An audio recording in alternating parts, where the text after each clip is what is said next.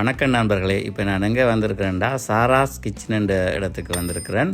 அங்கே சிங்கள சாப்பாடு இருக்குது, வாங்க சாப்பிடுவோம். இதுதான் மெனு.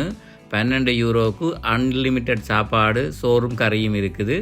அதோட வட்டலப்பமும் கொடுப்பார்கள். இதுதான் புஃபேயில் தார கறி.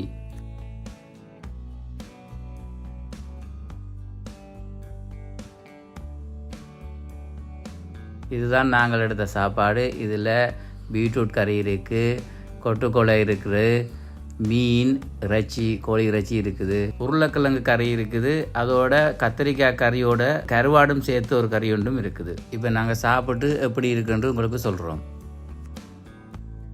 டெசர்ட்டுக்கு வட்டலப்பமும் தந்துருக்குறாங்க.